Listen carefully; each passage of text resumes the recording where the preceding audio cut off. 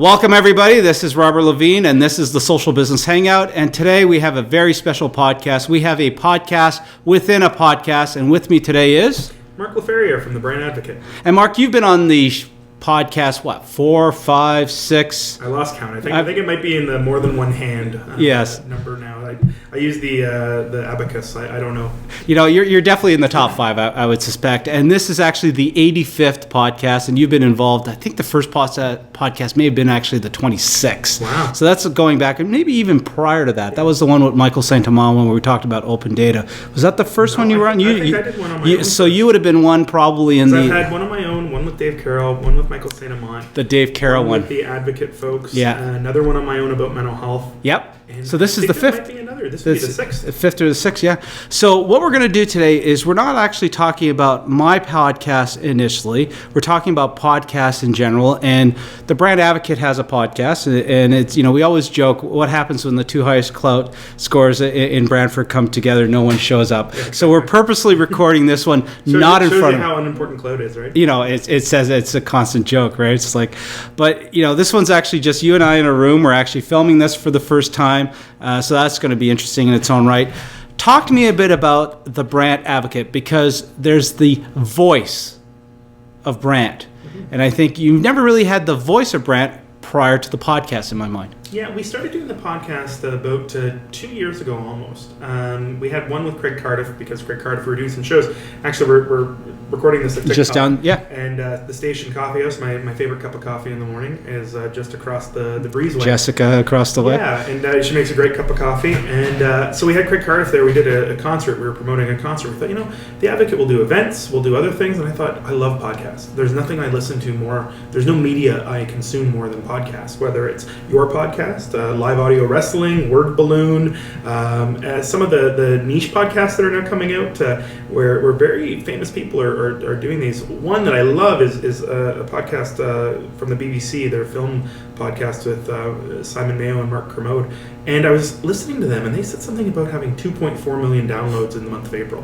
And I thought, wow, I wonder how many folks in Brantford would enjoy that. And the first time I actually heard a podcast from Brantford was that Kevin Smith podcast that I think you were very aware of. I was in the room, you couldn't make it, but it was definitely a milestone podcast for the city. Yeah. And I thought, oh geez, if there's a podcast from here, and this will be hugely downloaded, my friends from Toronto will be talking about that Brantford podcast. That's a good sign. I wonder if there's a market for that. And I thought when we're doing the Advocate's this print publication, 10,000 copies. We're also on Scribd. We also have an app coming out this month. And I thought at the time, well, you know, we have Craig Cardiff. He's got music. We can record some music. Mm-hmm. We can get somebody. Kind of started off with a Canadian star. He just gotten his Juno nomination, I think. And okay, let's try that. And you know, like a lot of things, when you're trying to do too much at once, it doesn't work out. So I think the next podcast was 2-3 months later, and then the next one after that was 6 months later. But in the last 3 or 4 months, we've been able to get a good regular schedule, weekly or bi-weekly at the very latest, and we're starting to see those numbers pick up, and we're starting to see people commenting on the podcast and enjoying it. And I love it. Again, it's my absolute favorite form of media, and being on yours has been something that I've enjoyed every time, and it's so great to, in the Advocate this month, we have an article titled Brantford in Your Pocket.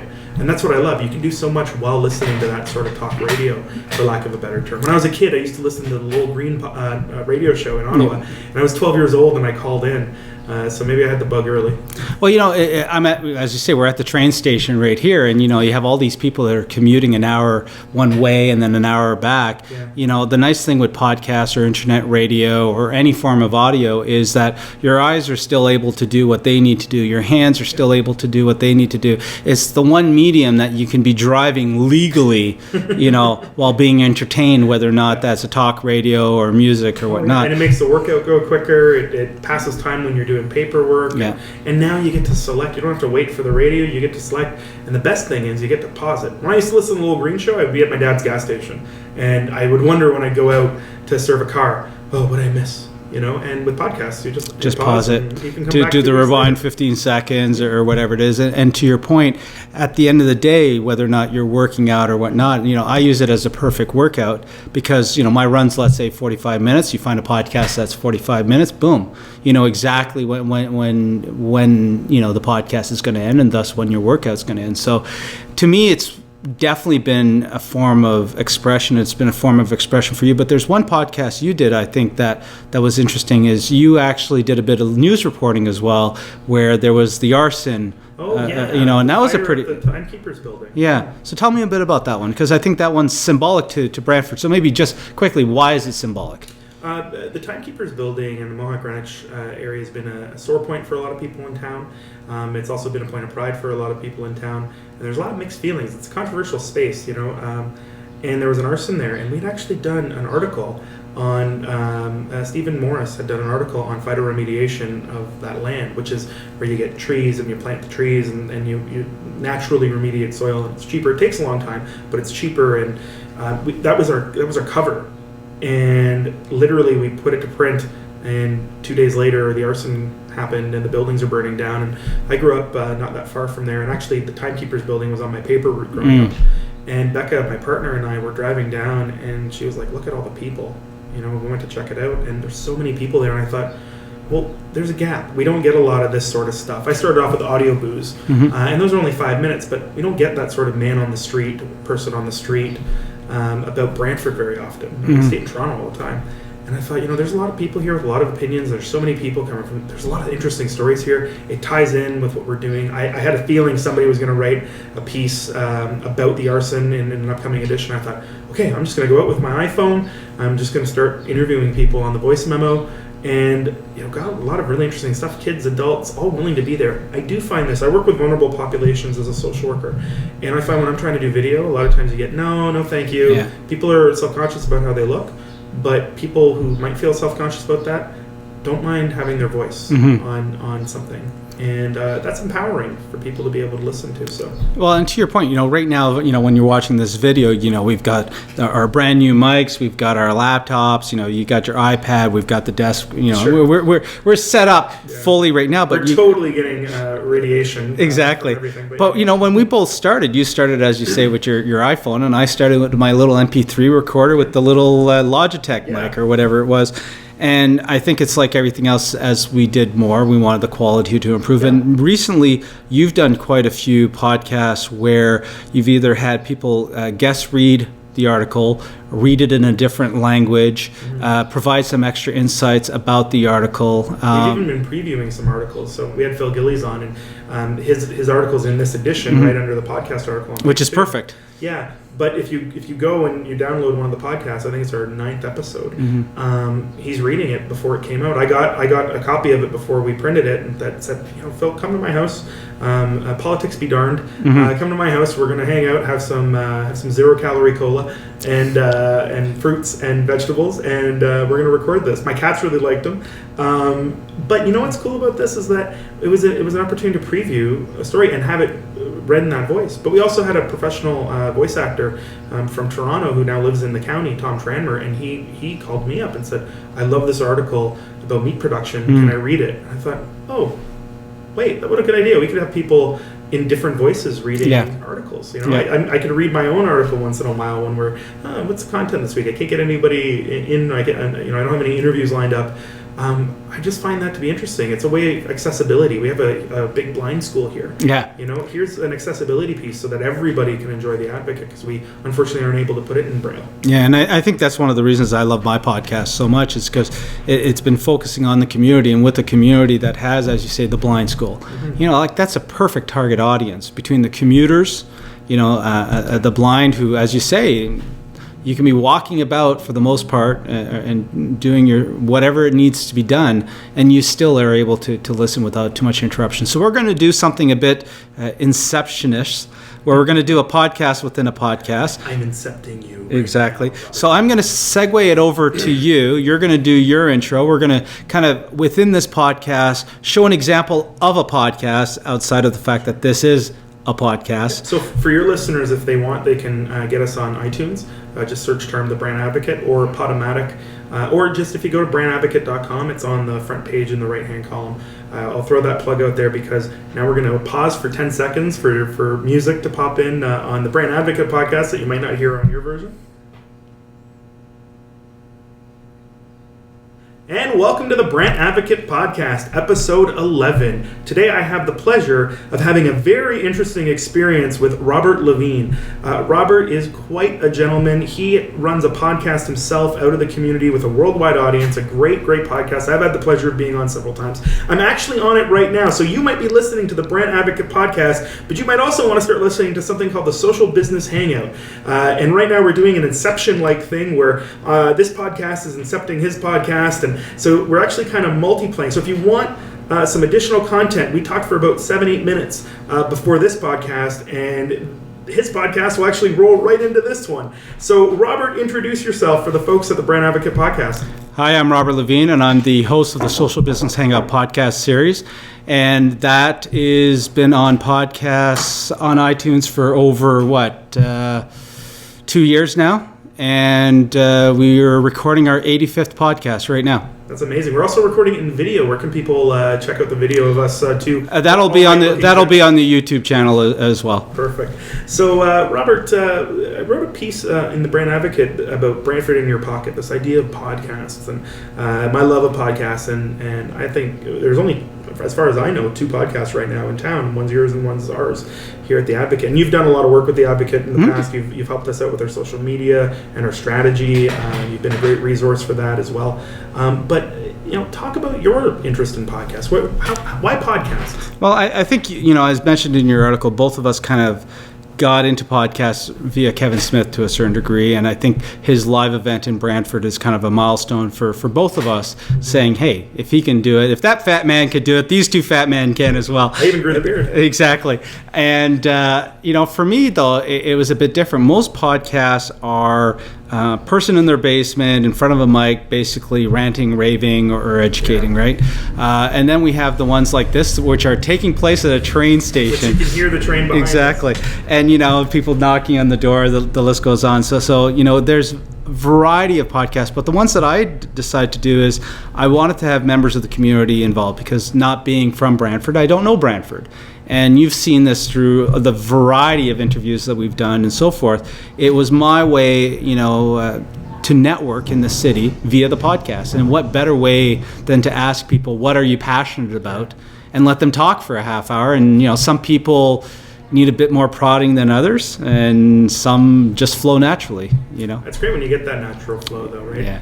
I look at it as an opportunity for not an interview, but a conversation. Yeah. And I think sometimes we're in a bit of a conversation deficit when we look at our media.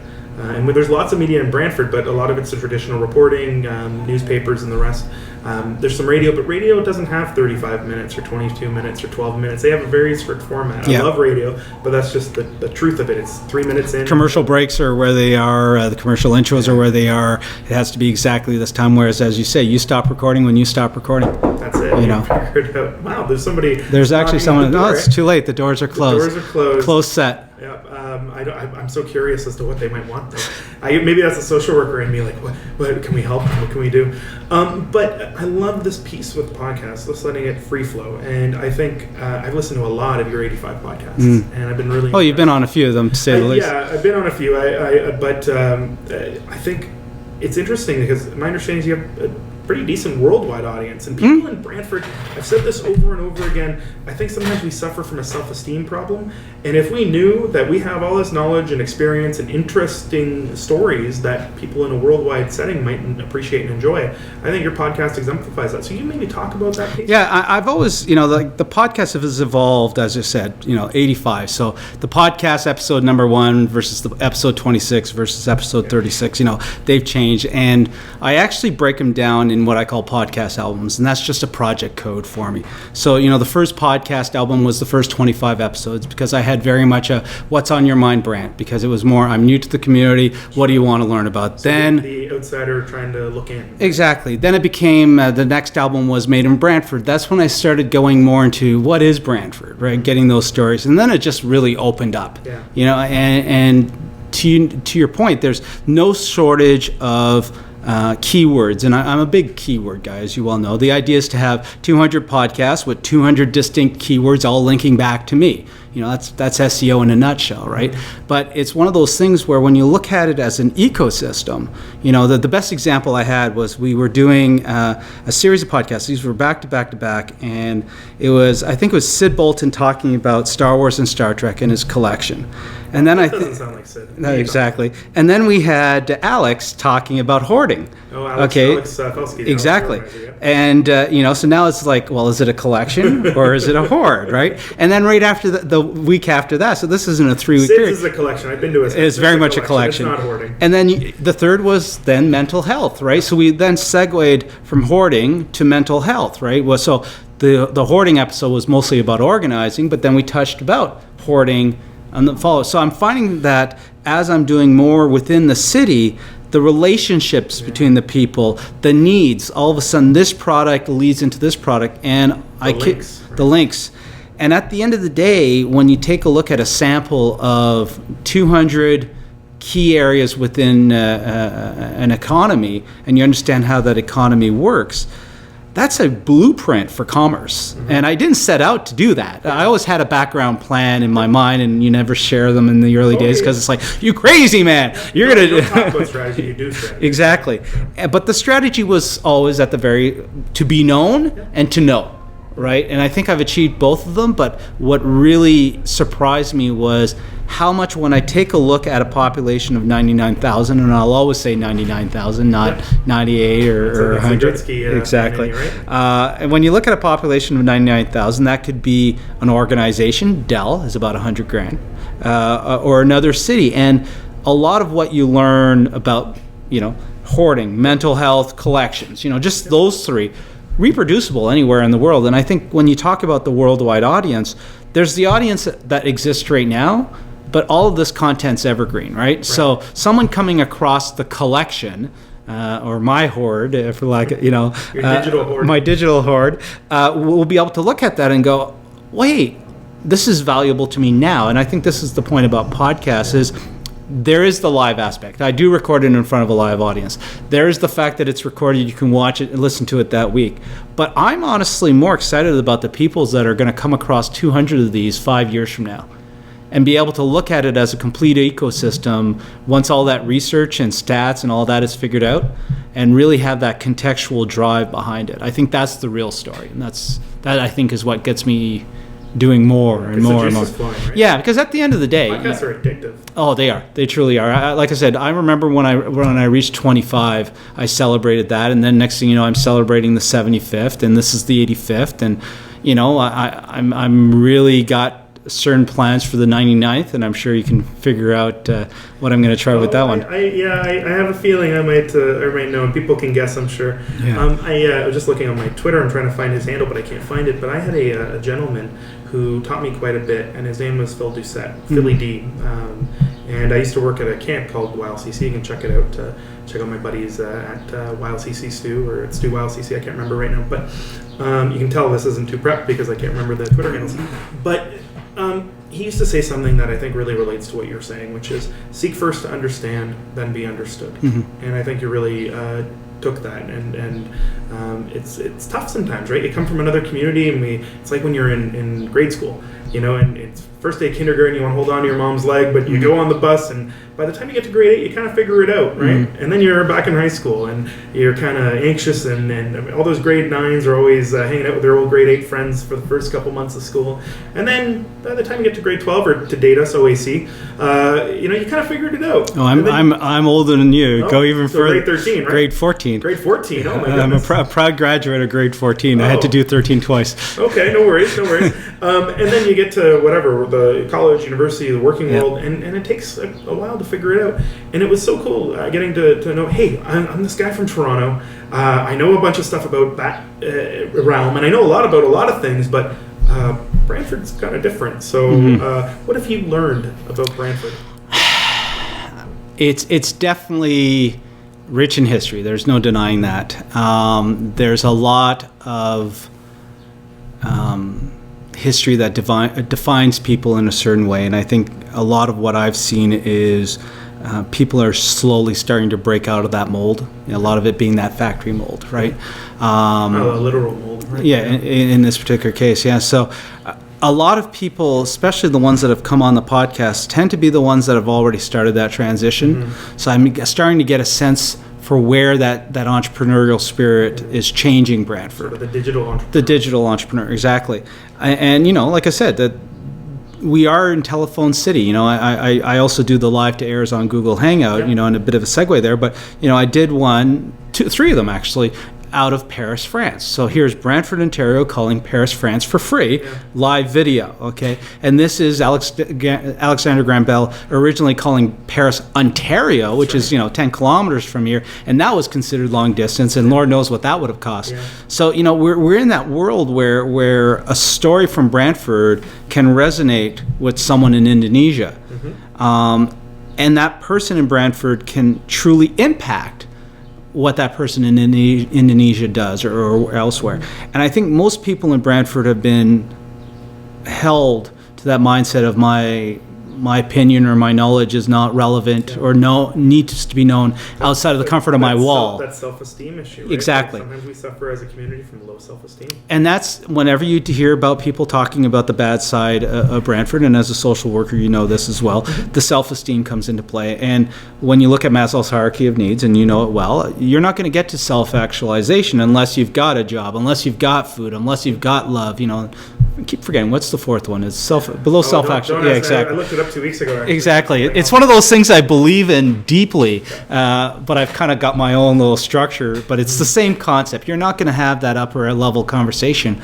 And I think what a digital entrepreneur is able to do in many ways is build structure on that pyramid without all the original costs. I don't have to have a major infrastructure to be able to do a live to air to Paris, France. And now I can take that money and invest it in something else, right? If you want to become a better speaker, do 85 podcasts. I used to hate, and I still do, I used to hate my voice, and I used to hate to smile. Now, you know me fairly well now. Could you imagine me? About that. Yeah, exactly. So you have a great smile. I remember writing something on your Facebook wall, and Karen, your partner, going, "I agree."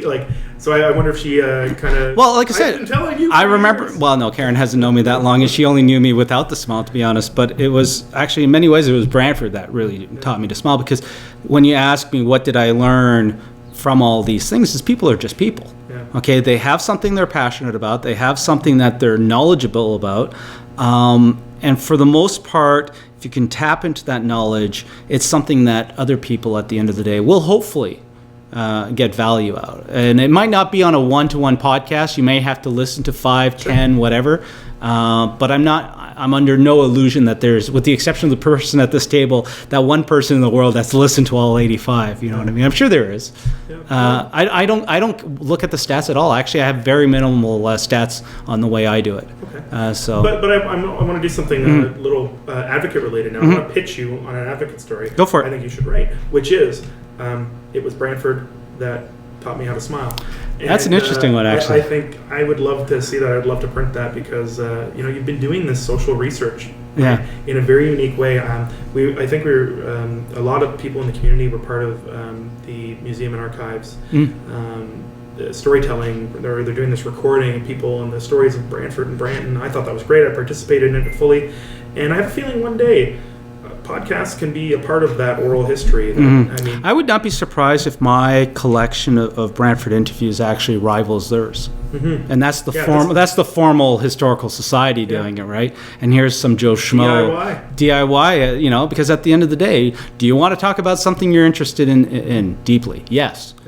And once you get them past that hurdle, good luck stopping them for a half hour. So let's talk a little bit about podcasts before we close up the Advocate podcast. And I want to talk to you a little bit about what podcasts are you listening to? What would you recommend to folks? Mitch Joel, every single time. Mitch Joel's 6 Pixels of Separation. It's my favorite.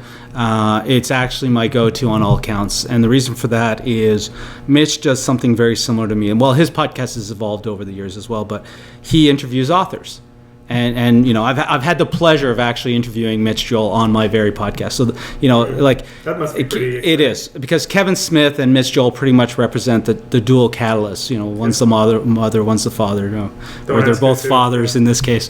But apropos given what Mama's happened. got a beard. Yeah. So, at the end of the day, to be able to have interviewed Mitch was great, but he said something in the interview that I did with him, which resonates with mine, is, he does it for his own value. He's like, hey, can I rope someone for a half hour and learn everything I need to know about their recent book? Microphone just becomes an excuse. Exactly, right?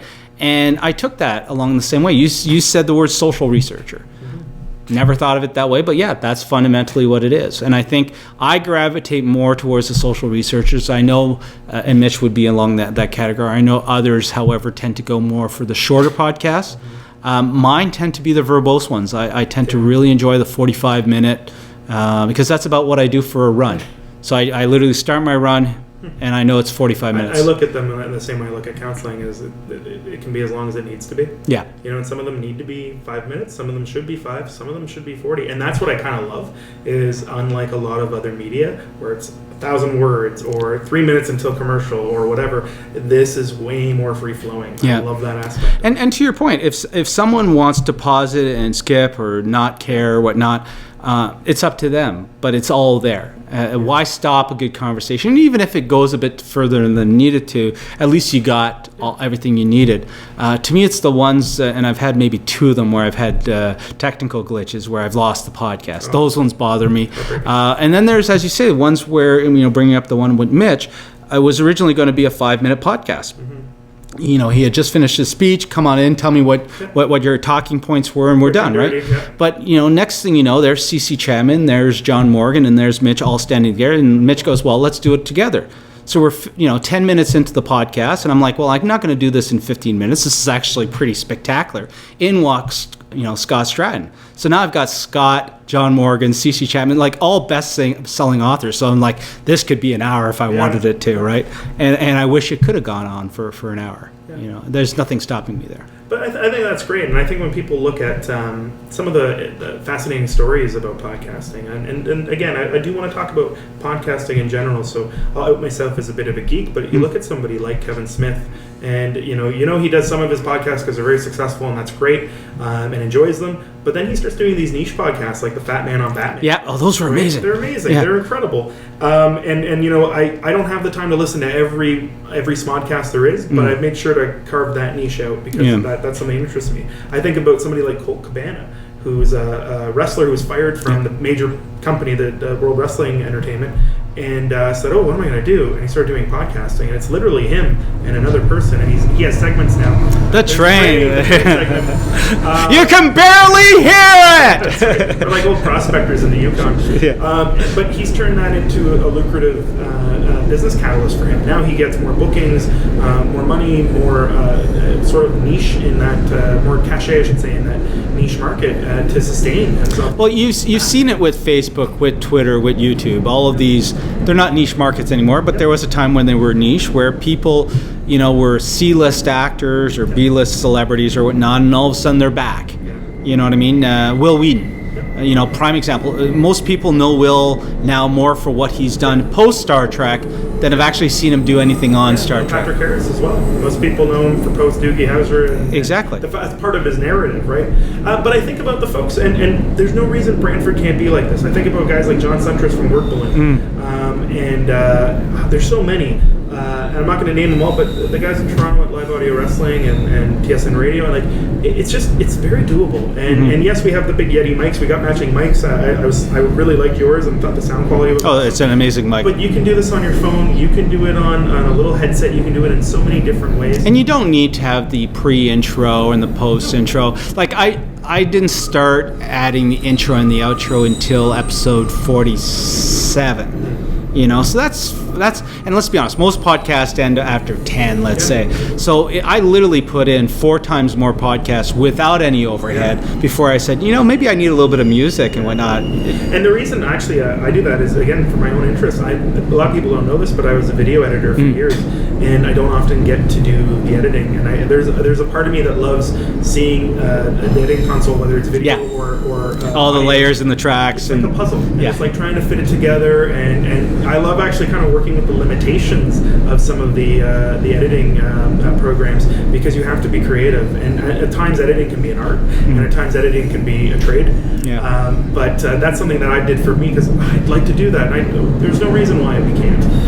Well, now one of the things I want to start doing is on this podcast, and I'm going to throw the shout out here, is local musicians. Submit your stuff, and I'd be happy to play it as the intro and the outro, and I think there's room for that to help promote other artists. And I totally agree. I would rather have a local musician play something out at the end, and I know Miss Joel does it as well. Every one of his podcasts ends with the same song, and I think it's just in that particular case he reached out and got the rights for it. But in the early days, he would just, when Dio died, he had Dio on for weeks, and stuff like that.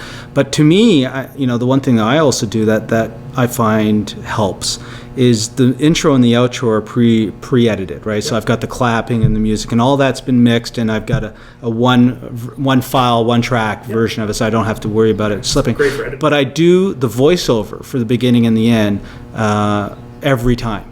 So I re-record. So I re-record the welcome, and I re-record the thank you to my guest. This was recorded on this date, and just saying that over and over again has enabled me to get comfortable saying the Social Business Hangout podcast series, Social Business Mentor, just that verbiage, because that's stuff I used to introduce myself. I no longer go around there introducing myself as, hi, I'm Rob, blah, blah, blah, blah. It's like, hi, I'm Rob, I'm the host of the Social Business Hangout, because there's been such a body of work that body is now self-defining. That's great. Regardless of the audience. I think one of the things when I listen to podcasts is, like, this might sound odd, but when I listen to the Word Balloon podcast, I listen to his little pitch at the beginning about, hey, I have a tip jar online if you want to, because that's part of the experience, or Kevin Smith's intro and outro, and the Fat Man on Batman podcast. There's some. Cole Cabanas. I literally, it's that repetition that I actually look for. I want all the new content, but I want him to say, live from the studio, apartment. There's a part of fandom, right? There's that piece of, I can say it with the person, and maybe you don't actually say it, but you get a little kick out of hearing it. Adam Carolla was really good at that. You had certain skits you'd want to hear again on his podcast, and you wanted to hear the same Name Game song, because you didn't hear it all the time, but you just wanted to hear it. And you wanted to sing along. It needed to be part of the set list, if you will. You play around with the set list every time, but you always have the few things that are in there. And something you brought up there is I'm almost at that point now where the wording of my intro is pretty much scripted. I don't have a script in front of me, but it's like 3 sentences. I could easily remember it. But I want to start having fun with the intro now. So I'm actually at a point now where I'm actually maybe re-looking at my intro and outro music to have something maybe a bit longer at the beginning, so that I can do a bit of a wind-up. Right, trying to repeat the top 10 things that are about to be talked about. Make it more why you should be listening to it, as opposed to just assuming that the person's going to click it. And I think that's an important thing, regardless, whenever you do the marketing around part something, is what. The mind. Yeah, exactly. Right. And I don't do that part well, because I'll be honest, it's I'm already on to something else, right? It's recorded. I'll listen to the beginning. I'll listen to the end. I'll make sure the sound levels are all set and whatnot. But it'll take me normally a week or so before I can actually listen to that interview again. And the live to airs are even worse. I can't listen to myself for an hour anytime. That's just too painful for me. But it's like why actors don't watch their movies. You can't do it. Well, I think podcasts have been a long time coming to Brantford. In the area. I think they're awesome, and maybe I'm being a little self-promoting, because yours and I are the only two that are around that we know of, and I hope to hear more of them. If they're interested in starting one, you got The Advocate as a perfect platform to get, because I remember when you and I first when I was thinking of doing it, it's like, well, how do I submit this to iTunes, right? And you use Podomatic, if I'm not mistaken, which has it all in there. An audio boo used to send it right. Whereas I self-write the XML myself. Oh, really? Which is interesting, to say the least. I don't have those skills, so I wouldn't be able to do that. There's about 20 lines of metadata that I have to fill out for every episode. Jeez. And that's from the description to the authors to the keywords. The list goes on. And I can understand why a lot of people couldn't get into it, because they'll get hung up on the distribution aspect. Yeah. Recording is easy. Editing it for sound spikes. Okay, now you get it. You can learn, exactly. And it's good practice, but you need the time. Most people, they want to have that little quick record, upload. And which that's where I think you use a SoundCloud or you use an audio. Exactly. 5 minutes in and out, and those can be really interesting. But that's what it's almost like Vimeo, like just. Yeah. Well, look what Hugo's doing right now. He's incorporating SoundCloud into some of his articles. Sid has incorporated Audio Boo, and Sean Allen had some great Audio Boos. But and SoundCloud has some of that. But there is something. I was talking to some people from the Waterloo University Publications today. I said, print is legitimizing, but we're now actually getting to a point where things like apps are also legitimizing. Being on iTunes is legitimizing. Like there's a sense of that's something to really. When I say the Social Business Hangout is available on iTunes, that's my marquee. Bing. Yeah. Do you? It's like, of the people in this room, well, two of us. But, seriously, you walk into a crowd and you go, yeah, I'm on iTunes. Yeah. And people actually are, oh, cool, I didn't know that. And there's so much functionality. I mean, putting links and photos and things on actual iPads and iPods. Well, people also don't think about the SEO side of it as well, right? That's true. iTunes, me a lot about that iTunes is right up there. Like, it's Apple. So you want to have your Google, you want to have your YouTube. And, hey, if you can get ranked high on iTunes, that's going to add credibility to whatever domain is hosting the MP3s to start with, and the list goes on. But even how you put the words and the descriptions and the keywords, the metadata is so important to be able to have the entire ecosystem shine. So to me, and I'm going to wrap up the Advocate podcast. And then we'll get him back into mine. So if you want a little bit more of this, check out the Social Business Hangout with Robert Lavigne. Robert, send out every place somebody can get a hold of you. rlavigne42.com for everything. Okay, and your home address? No, I'm just kidding. rlavigne42.com, or as Mitch Joel would say, google.com. Yeah. Search Robert Lavigne, and you'll have 100,000 entries. I remember that once at a tweet stock. I went up to Kevin McGee, and I'd seen him here and there, and he was like, "I know you." I said, "Hey, I know you." And I went to give him my card, and he goes, "It's okay. We got Facebook.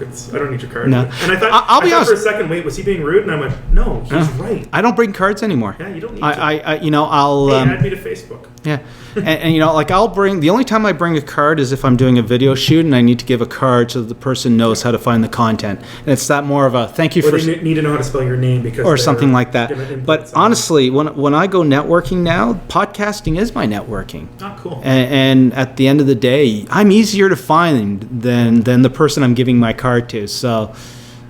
That's cool. That's actually excellent. So I'm going to wrap it up here for the Brand Advocate podcast. I just want to say this. If you're thinking about podcasts, if you're thinking about downloading podcasts, check out the Social Business Hangout. Check out the Brand Advocate podcast. But realize this. A good podcast does this, in my opinion. And I'm just one guy. It allows you to have that great feeling you have when you overhear a wonderful conversation at a cafe, without any of the guilt. I'm Italian, so I understand that guilt. But when you're at Coffee Culture, the station, and there are 2 or 4 or 5 people having an awesome conversation, and you just came in to have your coffee and read, and you almost feel great that you got to be a part of that. Podcasts allow you to do that while taking a walk or cleaning your apartment or doing any of the paperwork you need to do, whatever it is. I think podcasts are some of the most intimate possible forms of media, and I want to thank you for, one, having me on your podcast so often, and also for agreeing to be on this one, and for the encouragement you've given as little times I've seen, hey, that was a really good podcast. I really like what you did. I love the one you did with Phil. I thought that one was hilarious. Yeah, and we talked about not being good calendar boys. Yeah. But I just want to thank everybody for listening to the Brand Advocate podcast. I want to, again, direct you to the Social Business Hangout. And this is one of those things where I get a little catchphrase that I love and makes me feel good inside, and hopefully it makes you feel good inside. Until next time, thank you for downloading. Thank you for listening. Thank you for checking out brandadvocate.com. And until next time, keep on advocating. And now we're going to do an Inception. That's right. And shift back to the upper level. So we're back at the Social Business Hangout. Don't fall out of your chair. Don't fall out of your chair. We just did a recording within a recording of episode 11, you said? 11-ish? 12. But it's available on brandadvocate.com and iTunes. And iTunes. And that'll be up, by the time someone sees this 5 years from now. Here's a word for you, and this has come up a lot. The word. Weird. Can I just say? Yeah, go for it. I actually feel different now that my podcast is over and yours is back on. I'm used to being with you. I'm more used to being interviewed than interviewing. So this is kind of like, oh yes. Well, that's when we thought about this, and like I said, the fact that it's being videotaped, where I probably didn't even record. I don't even see the light, so it may not even be recording. Okay, doesn't matter. All I know is I'm sticking to this chair. We're doing this for the first time at the station, actually. Which the reason I don't do it here, for the very reason, is the trains. Chugga, choo, You know, choo. you got so much noise in this area. And when I first started doing podcasts, I was like, it's live in front of an audience, but no one say a word. I remember. You know what I mean? You got to all be quiet for a half everyone, hour. quiet down. You know? Don't. And it's like, no, trains are going to go by. People are going to knock on the door. And Howard Stern talked about this on a podcast I was listening to, or on something. Maybe it was a book I read of his. And he talked about how when he was with his dad, who used to work at a radio station, or he was going into work, the DJ dropped the records and like gave a little mini cuss, like, oh jeez Louise. And he said, I wasn't listening, but I suddenly listening because something happened on the radio that wasn't supposed to. And that's how he did his show, that conversation aspect, right? Now let's talk about the stuff that isn't supposed to be talked about on media, because again, media is 3 minutes till commercial, talk your talking points, get them out, what do you want to say, a lot of prep. Well, you got your green sheet and follow the green sheet points. And how many interviews have you see go horribly wrong because the interviewer did not have the ability to be ad hoc? And let's be honest, I think if anything, what podcasting has done for me is it's improved my active listening. Okay, I'm waiting for the beats.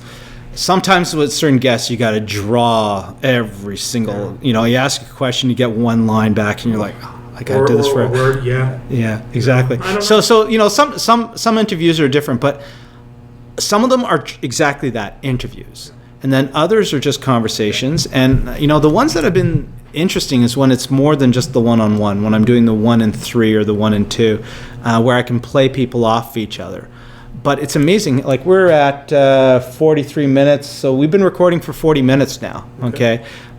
It doesn't feel like we've been talking for 30 plus minutes. But if this was on the radio, we would have had to wrap up, 10 minutes ago. Well, I'm used to in my work, I have to look at the time because when I'm counseling, because another client is probably coming in and I need to wrap people up. And it's kind of nice, again, that free flow. Well, I the think chains are off. I think that's what social media is all about, right? It's like, you want to write a paper, create a WordPress site. Next thing you know, you got the Brand Advocate. Forget about the print side of the Advocate for a second. You have a complete magazine, completely online, that's mostly crowdsourced. You couldn't do that. Once again, the print is your most expensive aspect. Print and delivery. The print is what makes it kind of a not really for profit. Exactly. We purposely want to. But, the average person, and I say this earlier, if you had gone back 10 years ago and asked for a fraction of the stuff that we have available to us right now for free, for you to further define your interests, your brand, your voice, your pedestal, whatever you want it to be, it's all there. So, and you're not paying for content in the same way or as often. I'm like I said, my content's basically people telling me what's going on, within. I don't want to say community, but it's more within the. I mean the person listening. Oh yeah. Paying for that content. Oh God, no, exactly. This used to be a book on tape, or one of those. There's an interview for $2.99 on iTunes. Yeah. And even that's sort of gone away. It's like, no, that's not what podcasting. Well, the problem though now, as you well know, is whether or not it's a blog, whether or not it's anything.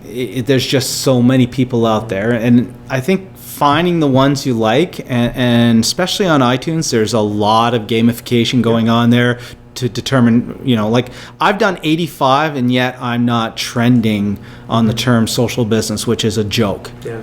Okay, you got someone that comes in with 10 podcasts and it's the same keywords. No, that's true. Okay, and I'm like, okay, you know what? Payola is still around. Yeah. Whether or not it was the old Payola radio.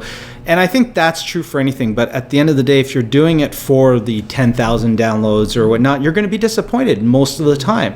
But if you're doing it purely to self-educate, or just get your voice out there or whatnot. Or learn. The second that you've done that, you've gotten the value back. So, when you ask, well, you didn't ask, but, as I was mentioning, I have no clue what the actual metrics are for the podcast. And it's of all the web properties I have, it's the one that I carry the least amount of stats, as well as not have the same amount of stats capabilities in place. I'll tell you exactly on a YouTube video, how many minutes on average a person will listen to it and whatnot. With this, the second it's recorded, I got value. Pure, right? It does, and I think that's to be your hobby, even though.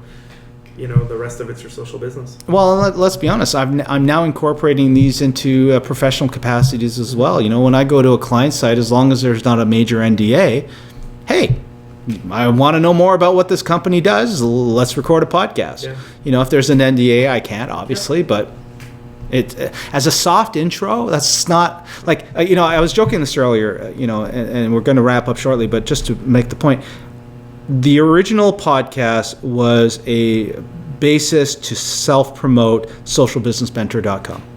Okay, because it was like I need. From that, eh?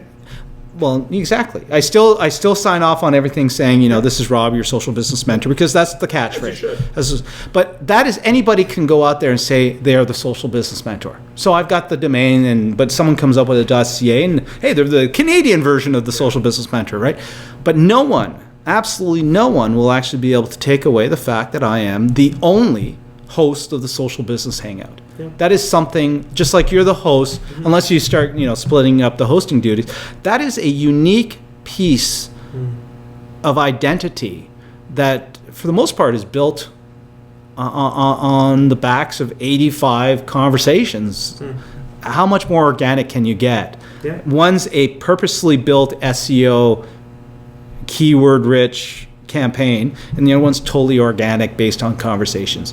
Which one do you think I value the most? Being able to walk around saying I'm the host of the Social Business Hangout. Well, and it's actually the thing, I think, also because there's another piece on there, which is that grassroots piece, which is you have sometimes 6, sometimes 14 folks in a room. Yep. You've talked to, in those 85 podcasts, probably 45, 50, 55 folks. And those people, the fact that somebody's put their time in on a grassroots level, you know, Mary O'Grady came and did a podcast with you about local politics. Yep. Dave Carroll came, I came. So many other people have come, and they've gone like, oh, I know Robert now, and I kind of like him. I had an opportunity to be on the Political Roundtable this year. Yep. And I loved it because the part I loved about it the most is I got to know a guy like Mike Quattrocchi, who I'd only ever seen in the media with the media filter, and I thought, oh, this guy's really bombastic and loud, and he comes off a little arrogant and angry, and I actually really like him. I'm not going to be on the show anymore because I may be doing some politics in the near future, and I don't think it's a fair platform for that. Well, I'm still deciding. There's still some things to decide, but I don't want to have that factor into the decision either way. But I need a guy like Mike Q, and now I go, oh, you know what? I really like Mike Q, and I'd like to actually, you know, grab a coffee with him once in a while and get to know him even more. And we had some of his family are longtime friends of mine. I didn't even know because they had different last names and all that stuff. Because again, how somebody is portrayed and how their sort of persona isn't the same. And I think a lot of traditional media shows a persona, and podcasts, because of their free form, they allow you to kind of see beyond that and talk beyond that. I've seen a lot of people who I know professionally and personally on your podcast, and then I listen and I go to them on the podcast and I see a different side of them or hear a different side of them and different interests and different tone. I guarantee you, some of the people I've interviewed, I would not be surprised if some of the stuff that got captured on audio was never verbalized, you know, to the public before. But again, because people in this community have yet to really be saturated with and embrace podcasts. They embrace media. We have so many newspapers considering our size in this region, in this riding. TV, radio, lots of media saturation, not podcasts. So when I've been on the podcast with, say, Andrew Macklin and Leisha Senko and Lucas Dugan, some of them, Leisha not so much because she studies this, but Lucas has said to me in the past, like, okay, so wait, what exactly is a podcast like? Right? Because people don't, it's not ubiquitous yet. I've had other people who've been on the show. Hey, you've been on the show. Robert mentioned that you've been on the show. What can I expect? And what do you chaos. What do you expect in a conversation? Yeah. Right? I mean, that's what you can expect, a conversation. And it's the chains are so off that I think sometimes people have a hard time wrapping their head around it because a podcast can be whatever, or it can be very structured. I like these podcasts that are whatever. Yeah. Well, I like the fact that with the exception of, unless something that is an NDA or illegal or whatnot, I basically trim the beginning and I trim the end, and it's basically uncut in between. You know, I've only had to make a few edits because people have mentioned companies and stuff like that, right? But, you know, a lot of people for the first 3 minutes are terrified because, you know, but after that they lost that control. And next thing you know, I'm sure a lot of people have regretted saying things, but every time I did my attack ad voice, and I don't regret it a day. Although I had some folks who worked on my previous campaign who went, I can't believe some of the stuff you said on that. And I said, why not? Like, it's true, and none of it's rude. But it's true. I mean, I think being real is far more important than being polished. Yeah, and I think that to me is why there's a lot of podcasts that are out there that are completely scripted. There's a lot of them that are sent to sound engineers afterwards, where exactly. There is something very grassroots about both of ours, and I think that is the Brantford aspect to it. This is not CBC radio. Yeah. This is not Q. This is not. Let me ask you a question, if I can. No. And I like a lot of CBC radio podcasts. Well, they're top notch. Yeah. Like some of the early ones that I listened to was Spark, CBC Spark with Nora Young. And I got actually, back in the early days, got to watch Nora and her team talk about how they developed Spark and crowdsourced the content. And that was pre-podcast days, right? So I wasn't even in that mindset at the time. We were just absorbing it. And she's just kept on plugging and plugging and plugging. But the biggest difference between a CBC is people will understand if you describe it as an internet radio or CBC on the internet. I don't think we're at a point right now where we can call something a smartphone radio. No. Okay. People don't get podcasts. They start to get maybe some of the internet radio, but then they think it's just a whole bunch of commercials and it's live, a lot of it is, right? And most internet radio is streamed, so you blink, you miss part of it, you can't. It's traditional radio, just in a different Yeah. tube. This is completely within your control. As you say, you can listen to all of it, you can skip forward to it, and as you well know, a lot of these ones I transcribe afterwards, and all of a sudden I've generated complete ebooks from interviews that I've done. Where it's like, hey, it's all there. It's just a matter of transcribing The it. lady who does the transcription probably doesn't like that I'm often like, yep, yeah. It's the weirdest ones, and a shout out to Rebecca of Ditto Transcription Services, who's been on the podcast. It's when I'm interviewing someone else, because she's used to my speed, and I have various speeds. I have my keynote speech, which is a mile on, then there's this one. But when I'm doing an interview with someone different, she's got to account for my voice speech, which is fast. And then when you get a slow speaker, it's driving her crazy because it goes from that type of stuff, right? But when it's just me talking, it's pretty straightforward. But yeah. That's great. So on that note, reintroduce yourself. My name is Mark LaFerrier. I'm one of the owners of the Brant Advocate. You can see us at brantadvocate.com. You can check out our podcast, the Brant Advocate Podcast, on Podomatic, brantadvocate.com, on iTunes. We're a newsprint publication, kind of a magazine in newsprint format for the stories of Brant. And now, because of our podcast, we're also still very technically a voice for the stories of Brant. Very much so. And I'm Robert Lavigne, your social business mentor, and thank you.